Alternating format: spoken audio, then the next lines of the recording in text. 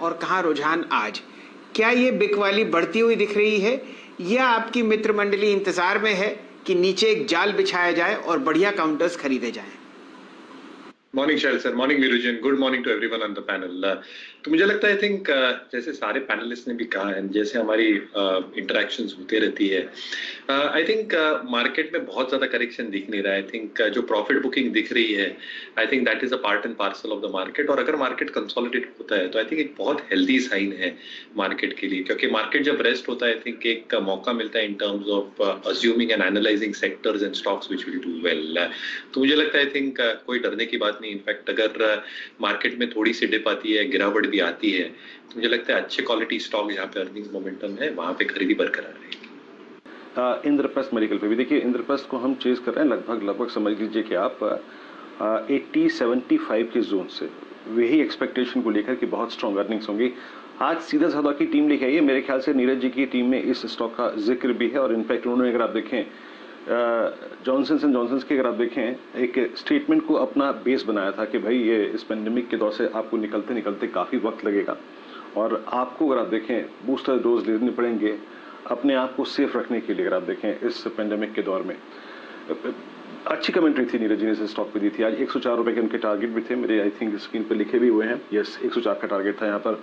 मयूरेश, आप कैसे अप्रोच कर रहे हैं इंद्रप्रस्थ को, और अपोलो, इंद्रप्रस्थ और साथ ही साथ अगर आप देखें नारायण, इन तीनों स्टॉक्स पे आपकी अप्रोच क्या है?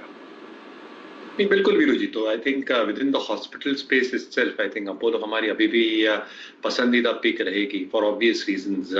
आई थिंक लार्जेस्ट प्ले है, एसेट लाइट मॉडल फॉलो कर रहे हैं, डीलेवरेजिंग कर रहे हैं बैलेंस शीट, और फार्मेसी बिजनेस के EBIT मार्जिन्स अच्छी तरह से एक्सपैंड हो रहे हैं। Once Covid is probably over in the next few months, second half में आई थिंक जो कोर रिकवरी है in terms of opt out surgery, जिसके वजह से फायदा होगा, तो Apollo obviously remains the top pick. जहां तक इंद्रप्रस्थ मेडिकल का सवाल रहा, आई थिंक एक ग्रेजुअल इंप्रूवमेंट हमने देखा है नंबर्स में ever since lockdown of last year.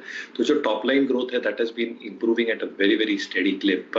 अगर आप EBIT मार्जिन का भी परफॉर्मेंस देखें तो मेरे हिसाब से I think higher single digits में company easily EBIT margin post कर सकती है, अराउंड 8 to 9%, जो हिस्टोरिकली कुछ सालों पहले ये पोस्ट कर रही थी। इसके लिए इनकी जो ROEs है around 16-16.5%, that can also expand to 19-19.5%।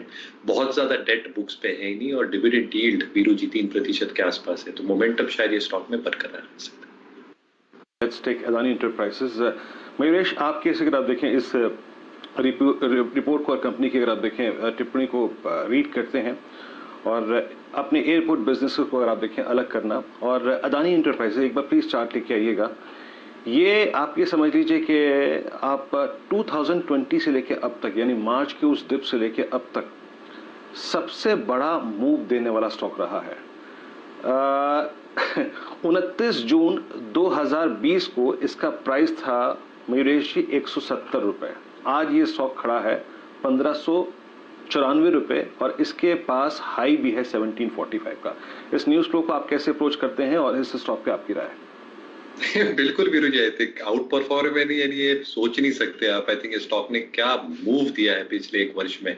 तो आई थिंक जो न्यूज है ऑब्वियसली पॉजिटिव है स्टॉक के लिए, और मल्टीपल एट्रीब्यूट्स है अडानी एंटरप्राइजेस के लिए। Obviously this news will abate the continued momentum जो स्टॉक ने देखा है कि पिछले कुछ दिनों में कंसोलिडेट हो रहा है।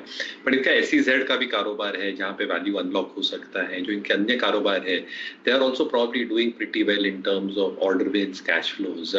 तो मेरे हिसाब से आई थिंक स्टुपेंडस मूव पिछले एक वर्ष में इस स्टॉक ने दी है। But I think all these news elements coming together, momentum शायद बरकरार रहेगा, और ये स्टॉक बहुत comfortably perched even technically as I see it, about the 50 DMA 200 DMA। तो आई थिंक स्टॉक में मोमेंटम बरकरार रह सकता है, but I think you have to be a little bit cautious, क्योंकि ये जो मूव आया है I think has come on the back of all positives which are probably priced in price और वैल्यूएशन के हिसाब से। तो fundamentally I think richly valued है, टेक्निकली आई थिंक मोमेंटम अभी भी बरकरार रह सकता है।